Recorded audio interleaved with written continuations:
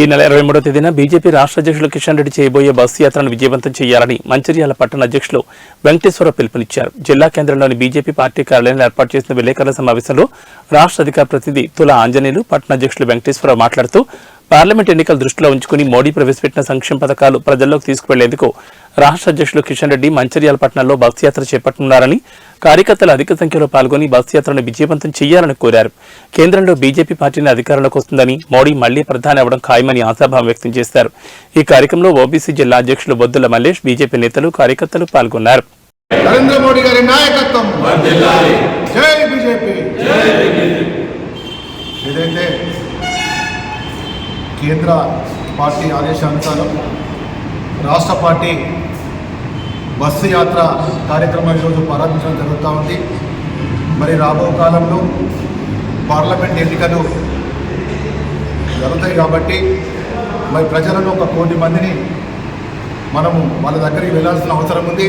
మరి నరేంద్ర మోడీ గారు చేసిన ఏదైతే పథకాలు ఉన్నాయో, ప్రజలకు సంబంధించిన ఉపయోగపడే పథకాలు ఉన్నాయో వాళ్ళందరినీ కూడా మనము కలవాలనే ఆలోచనతోని మరి బస్సు యాత్ర ఈరోజు ప్రారంభించడం జరుగుతూ ఉంది.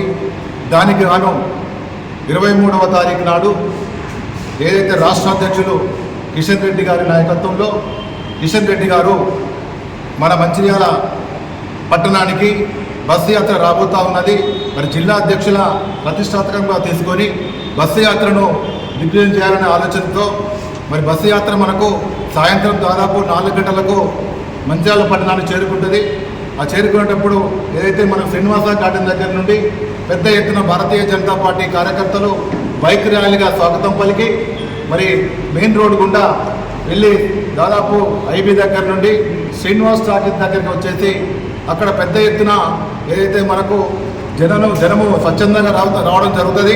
దాదాపు ఒక 10,000 మందితోని మేము ఒక కార్యక్రమాన్ని తీసుకోవడం జరిగింది.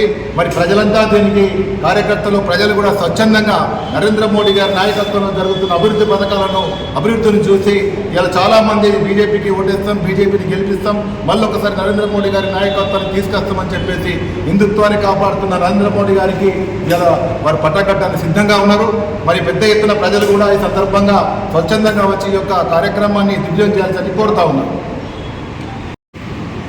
భారతీయ జనతా పార్టీ జాతీయ శాఖ పిలుపు మేరకు తెలంగాణ రాష్ట్రంలో 4 క్లస్టర్గా విభజించి విజయ సంకల్ప యాత్రను ప్రారంభించడం జరుగుతోంది. ఈరోజు ఏదైతే మన cluster Nizamabad parliament, Adilabad parliament, Peddapalli parliament 3 పార్లమెంటుగా విభజించి విజయ సంకల్ప యాత్రను ప్రారంభించడం జరుగుతూ ఉంది ఈరోజు నిజామాబాద్లో.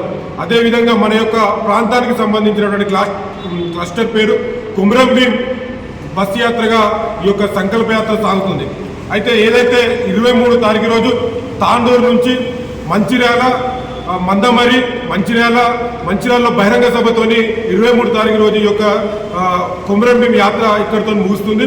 ఆ తర్వాత 24 తారీఖు రోజు ఉదయం కిషన్ రెడ్డి గారు సింగరేణి మైన్ని సందర్శించి సింగరేణి కార్మికుల యొక్క సమస్యలు తెలుసుకునే ప్రయత్నం చేశారు. ఈ యొక్క విజయ సంకల్ప యాత్ర యొక్క ముఖ్య ఉద్దేశం ఈరోజు నరేంద్ర మోడీ గారు భారతదేశంలో అధికారంలోకి వచ్చిన కాడి నుంచి ఈ దేశాన్ని ఒక ఉన్నతమైనటువంటి స్థానంలో ఉంచారు. అంతేకాకుండా తెలంగాణ రాష్ట్రంలో గత ప్రభుత్వం ఇచ్చినటువంటి పథకాలు ఏవైతే ఉన్నాయో మాయని చెప్పుకున్నటువంటి పథకాలు ఏది కేంద్ర ప్రభుత్వం ఇచ్చింది, ఏది రాష్ట్ర ప్రభుత్వం ఇచ్చింది అన్నటువంటి పూర్తి విషయాలను కిషన్ రెడ్డి గారు ఈ జిల్లాలో పర్యటించినప్పుడు తెలియజేస్తారు. అంతేకాకుండా నిన్న కాంగ్రెస్ పార్టీ అధికారంలోకి వచ్చినప్పటి నుంచి ఇప్పటికి 2 నెలలు గడుస్తున్నా కూడా ఇప్పటి వరకు కూడా కేంద్ర ప్రభుత్వము, నరేంద్ర మోడీ గారి ప్రభుత్వము ఇలా ప్రతి వ్యక్తికి 5 కిలోల బియ్యం ఉచితంగా ఇస్తుంది. అంతేకాకుండా అంత్యోదయ కార్డు ఉన్నటువంటి వ్యక్తులకు 35 కిలోల బియ్యాన్ని ఉచితం ఇస్తుంది. ఇది కేవలం నరేంద్ర మోడీ గారి ప్రభుత్వం పేద, మధ్య, బడుగు, బలహీన వర్గాల యొక్క ఆశాజ్యోతిగా ఉంటున్నటువంటి మోడీ గారిని మరొకసారి గెలిపించుకునేటువంటి బాధ్యత మన మీద ఉంది. కాబట్టి ఈ విషయాలన్నీ కూడా ప్రజల దగ్గరికి వెళ్ళి వివరించాలన్నటువంటి ఉద్దేశంతో విజయ సంకల్ప యాత్రను చేపట్టడం జరిగింది.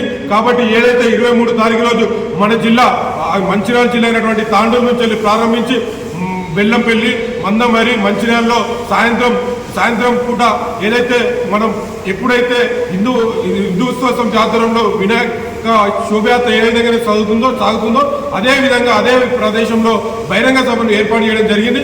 కాబట్టి మంచిర్యాల ప్రజలు అత్యధిక సంఖ్యలో పాల్గొని ఈ యొక్క విజయ సంకల్ప యాత్రను విజయవంతం చేస్తారని చెప్పేసి ఆశిస్తాము.